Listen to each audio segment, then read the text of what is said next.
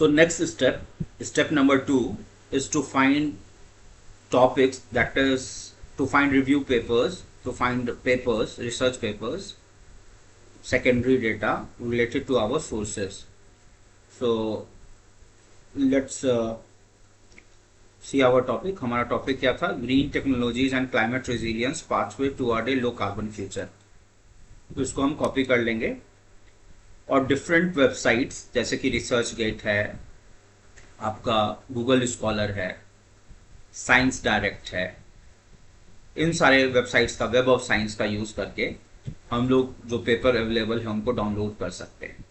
तो इसके लिए हम लोग अपने क्रोम ब्राउज़र में चलते हैं और यहाँ पे पहले हम कुछ वेबसाइट्स खोल लेते हैं। जैसे आपका है गूगल स्कॉलर,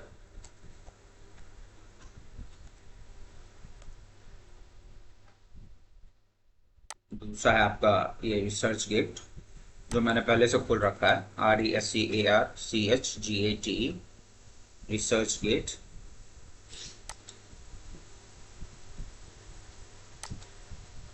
तीसरा है आपका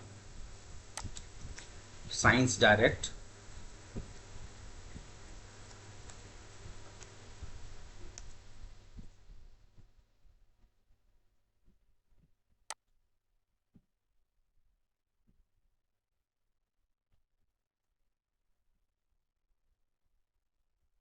उसके बाद एक आपका वेब ऑफ साइंस,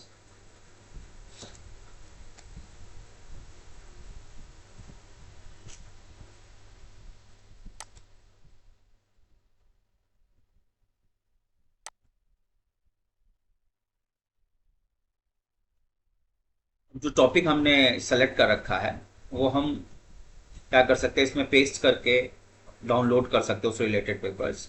लेकिन एक चीज़ क्या होगा कि हमें लॉगिन करना पड़ेगा इनके थ्रू। तो एक तो आपको पहले क्या करना होगा, प्रोफाइल बनाना होगा।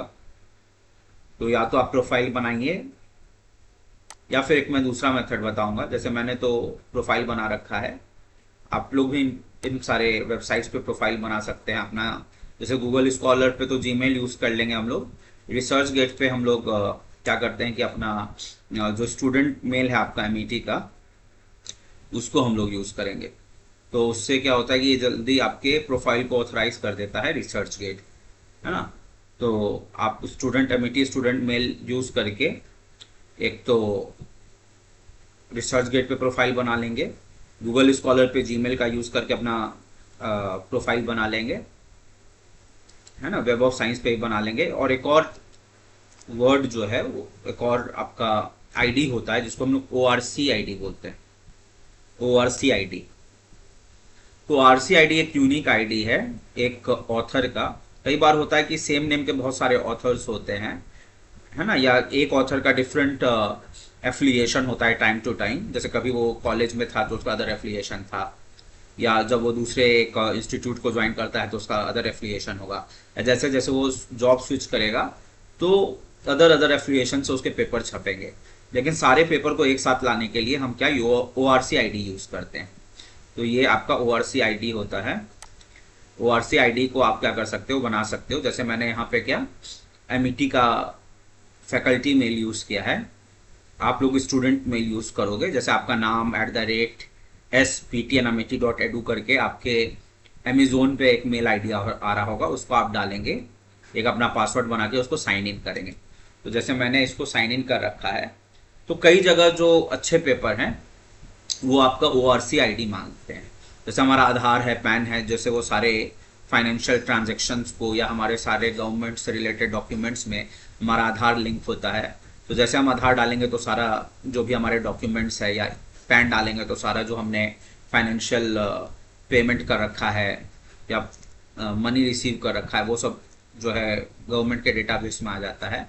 उसी तरीके से ORC आईडी जो है अगर हम यूज़ करते हैं तो RC आईडी से क्या होगा, जितना रिसर्च हमने कर रखा है वो हमारे प्रोफाइल पे, ORC आईडी प्रोफाइल पे जो है वो विजिबल हो जाएगा।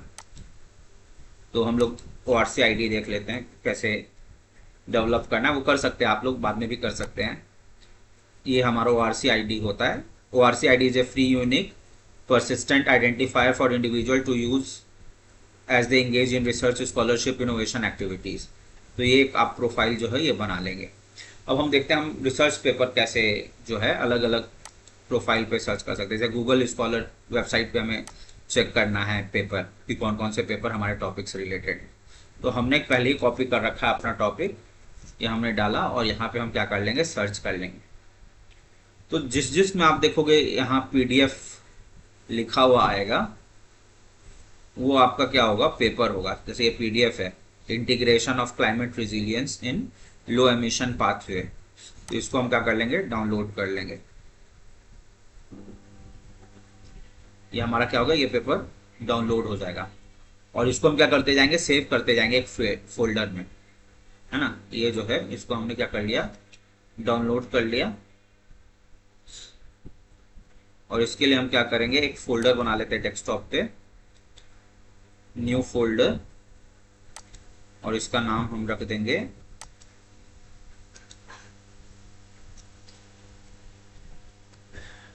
रिव्यू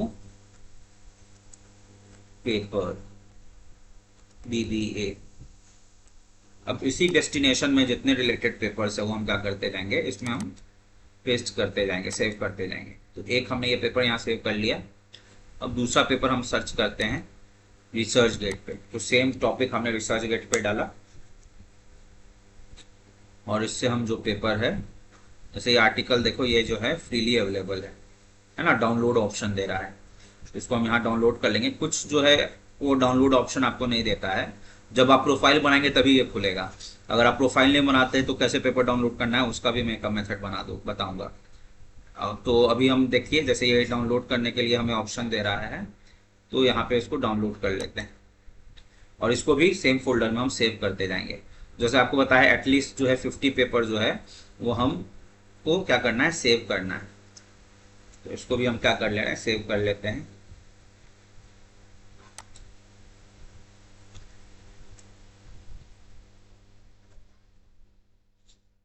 उसके बाद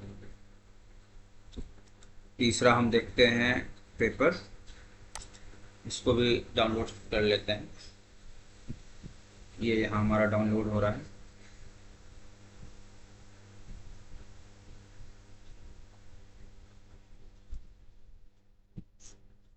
जैसे इसमें सेव ऑप्शन नहीं दे रहा तो हम इसको प्रिंट करके एज सेव एज पीडीएफ भी कर सकते हैं और उस पीडीएफ को हम सेव कर लेंगे अपने फोल्डर में। तो यहाँ पे जैसे हमने इसको कर दिया save as Microsoft print to PDF, है ना। अब इसको प्रिंट कर देंगे। अब इसको सेव करना होगा तो फिर उसी डेस्कटॉप पे जो हमने बना रखा है आपका रिव्यू पेपर भी है, इसमें हम इसको ऐड कर देंगे।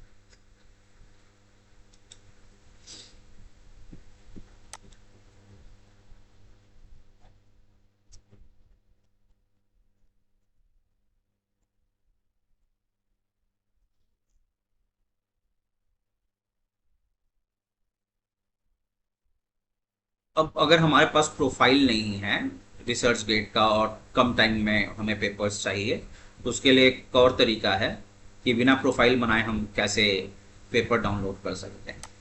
तो ऐसे तो ये सजेस्ट मैं करता हूँ कि आप अपना प्रोफाइल बना लें, लॉन्ग टर्म के लिए वो अच्छा होगा। लेकिन और शॉर्ट टाइम में हमें ज़्यादा पेपर्स चाहिए और हम प्रोफाइल नहीं बना पा रहे हैं और या अप्रूव होने में समय लग रहा है, तो हम सिंपली जो पेपर हमें सर्च करना है उसका जो टॉपिक हो वो लिखेंगे, साथ में हम लिखेंगे researchgate.pdf, है ना। ये कीवर्ड डाल देंगे researchgate.pdf। इसको इंटर करेंगे तो जितने रिसर्च पेपर अवेलेबल होंगे जो पीडीएफ फॉर्मेट में होंगे वो हमें वो शो करने लगेगा। जैसे low carbon resilient urban future, इसको हम क्लिक कर देते हैं तो यहाँ पे पीडीएफ जो है उसका अवेलेबल हो जा रहा है। इसको हम क्या कर लेंगे, डाउनलोड कर लेंगे। ये हमारा जैसे है वो डाउनलोड हो गया, है ना। अब हम दूसरे टॉपिक्स को, ये हमने रिसर्च गेट पे पहला देख लिया, एक और पेपर हम देख लेते हैं क्लाइमेट रेजिलियंट पाथवेज। इसको हमने क्या कर लिया, डाउनलोड कर लिया यहाँ से। ये भी हमारे डाउनलोड्स में चला जाएगा। दूसरा हम देखते हैं कि कैसे गूगल स्कॉलर से पेपर डाउनलोड करना है। तो इसमें भी हम क्या करेंगे, ये हमने अपना जो टाइटल है वो लिख दिया, उसके बाद हम लिख देंगे गूगल स्कॉलर .pdf। अब गूगल स्कॉलर पे या अदर जो पेपर्स अवेलेबल होंगे वो हमको यहाँ पे मिलेंगे। पाथवेज टू कार्बन न्यूट्रलिटी, इसको हम यहाँ पे देखेंगे, ओपन एक्सेस पेपर है, इसको हम डाउनलोड कर लेंगे।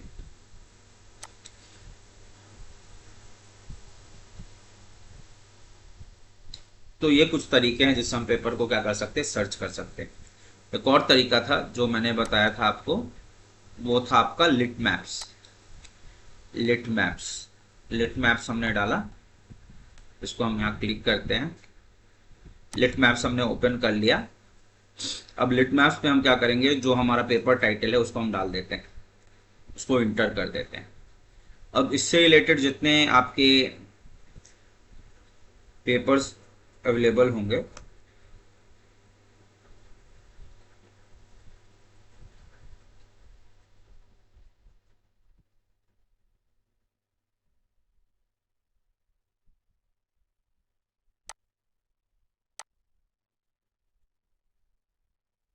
अच्छा लिट मैप्स के लिए हम अपना पेपर टाइटल ना डाल के एक रिसर्च पेपर जो है उसको यूज़ करेंगे। जैसे ये आपका है, एक कोई पेपर हम देख लेते हैं, क्लाइमेट रेजिलिएंट पाथवे, ये नहीं, जिसमें ग्रीन टेक्नोलॉजी टर्म आ रहा हो, ये हम ले लेते हैं ना, ये एक रिव्यू है, इसको हम कॉपी कर लेंगे और इसको हम ले जाएंगे कहाँ पे, लिट मैप्स में। लिट मैप्स में हम क्लिक करते हैं और यहाँ पे हम अपने कीवर्ड को क्या करेंगे, पेस्ट करके इंटर कर देंगे। तो देखिए ये पेपर यहाँ पे शो कर गया। अब इसको हम क्लिक करेंगे तो इस पेपर ने जितने पेपर्स को रिव्यू कर रखा होगा, या इस टॉपिक पे जितने पेपर्स इस पेपर से पब्लिश होने से पहले या बाद में आए होंगे, उनका एक यहाँ पे क्या मैप डेवलप हो जाएगा। तो हम देख रहे हैं यहाँ पे कितने रिलेटेड पेपर्स हैं वो आपको शो कर रहा है। तो बहुत सारे रिलेटेड पेपर्स हैं, future Russia renewable energy sectors, या oil and gas companies, low carbon emission transition to integrated ना। तो जितने रिलेटेड पेपर्स हैं वो आपको यहाँ पे मिल जाएंगे। तो हम इन पेपर्स पे जा सकते हैं, जैसे role of energy security resilience of green microgrids, इसको हमने क्लिक किया तो ये पेपर ओपन हो रहा है। अब ये हमें देखना है कि ये पेपर ओपन एक्सेस है या फिर उसके लिए पेमेंट करना है, सब्सक्रिप्शन बेस्ड पेपर है। तो ये पेपर जो हम देख रहे हैं, देखिए इसमें ग्राफिकल एब्स्ट्रैक्ट भी है। ये पेपर जो है ये आपका मतलब इसे हमें बाई करना पड़ेगा, पेवॉल वाला पेपर है। तो इसके लिए मैंने आपको एक टूल बताया था, दो वो अनएथिकल वे है, लेकिन अगर हमें इम्पोर्टेंट पेपर की रिक्वायरमेंट है तो हम उसको यूज़ कर लेते हैं। जैसे ये DOI है, इसको हम कॉपी कर लेंगे। किसी भी पेपर का एक आइडेंटिफायर है जिसको हम DOI लिंक बोलते हैं। इस लिंक को क्लिक करने से हम उस पेपर तक पहुंच सकते हैं, है ना। तो इसके लिए हम एक और वेबसाइट यूज़ करते हैं जिसका नाम है साई हब। साई हब,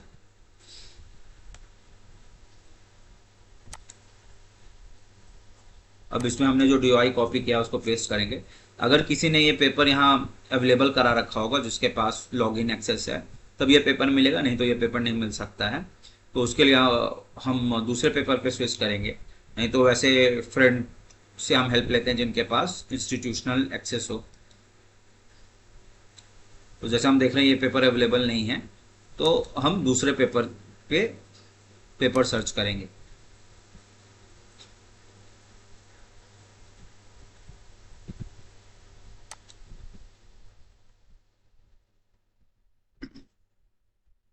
तो इस तरीके से हम लोग डिफरेंट पेपर्स जो है वो क्या कर सकते हैं, सेग्रीगेट कर सकते हैं ना। अब इन पेपर्स को डाउनलोड करना हम लोग जान चुके हैं। एक और रिसर्च गेट से आपको बताया, गूगल स्कॉलर से बताया, या सिंपल हम एक चीज़ और कर सकते हैं। ऐसे हमने क्या किया, सीधे पेपर का हम जो टाइटल है अपना वो पेस्ट करेंगे। जैसे पेपर का हमारा टाइटल था ग्रीन टेक्नोलॉजीज क्लाइमेट रिजिलियंस, इसको हमने कॉपी किया। अब इसको हम ऐड कर देते हैं और साथ में लिखते हैं dot research paper dot free PDF. तो इसमें डिफरेंट जो डॉक्यूमेंट्स है वो हमें यहाँ पे मिल रहा है ना। यहाँ से हम इनको भी क्या कर सकते हैं, डाउनलोड कर सकते हैं और उसको भी हम लोग साइट कर सकते हैं। जैसे डिफरेंट रिपोर्ट है तो फ्री पीडीएफ हमने लिख रखा है, यहाँ से हम इन रिपोर्ट्स को भी डाउनलोड कर सकते हैं।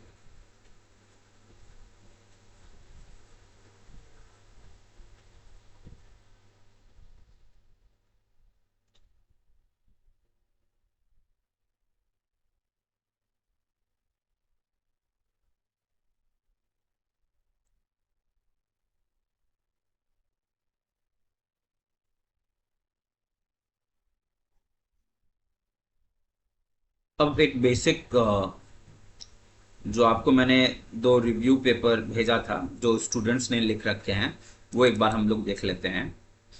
ये एमईटी के ही स्टूडेंट्स ने लिखा है, जैसे role of information technology and communication है ना। तो ये हमारा क्या हो जाता है, टाइटल हो जाता है। तो ये हमारा क्या है, हमने टाइटल लिख लिया पेपर में। उसके बाद हम लोग ऑथर का नाम लिखते हैं, क्योंकि यहाँ हम देख रहे हैं कि ऑथर, तीनों ऑथर एक ही इंस्टीट्यूट से आ रहे हैं। तो यहाँ पे हमने एक मतलब एफिलिएशन लिखा है।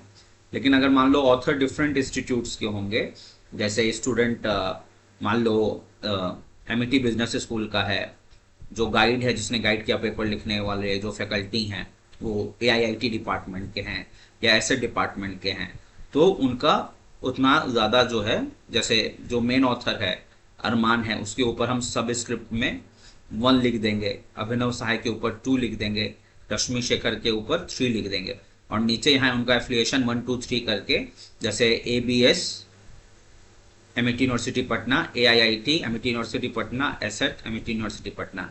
या सिर्फ अगर हम एमईटी यूनिवर्सिटी पटना का एफिलिएशन ले रहे हैं तो हम कॉमन एमईटी यूनिवर्सिटी पटना का एफिलिएशन के साथ पेपर को पब्लिश कर सकते हैं। फिर ओआरसी आईडी अगर अवेलेबल है तो हम ओआरसी आईडी भी क्या करेंगे, मेंशन कर देंगे सारे ऑथर्स का।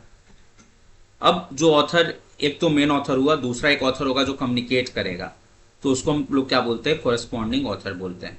जो कोरेस्पॉन्डिंग ऑथर होगा उसके नाम के ऊपर हम क्या एक स्टार बना देते हैं या नीचे मेंशन कर देते हैं कि ये जो पर्सन है ये कोरेस्पॉन्डिंग ऑथर है और उसका ये ईमेल आईडी है, ताकि जो पेपर हम पब्लिश कर रहे हैं, जो हम जर्नल में सबमिट करेंगे, तो जो एडिटर है या जो आपके रिव्यूअर हैं वो किससे मतलब कम्युनिकेट करेंगे, तो वो हम डिटेल्स वहाँ भेज देते हैं।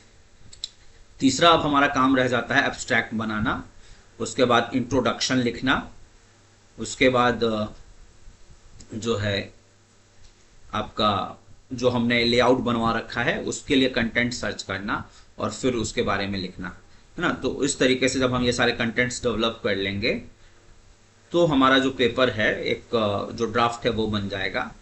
अब इसमें जो आप देख रहे हैं पेपर, उसमें हमें इंटेक्स साइटेशन करना है, जैसे यहाँ पे हम देख रहे हैं, और लास्ट में हमें रेफरेंसेस लिखना है। तो ये दो जो है ये काफ़ी इंपॉर्टेंट है और हमें देखना है कि एटलीस्ट हम 50 रेफरेंसेस जो हैं वो यूज़ करें। तो अब नेक्स्ट वीडियो में, ये वीडियो काफ़ी लंबी हो रही है तो अभी इसको हम स्टॉप करते हैं। नेक्स्ट स्टेप में हम थर्ड स्टेप में आगे का क्या हमें काम करना है पेपर लिखने के लिए वो हम लोग देखेंगे।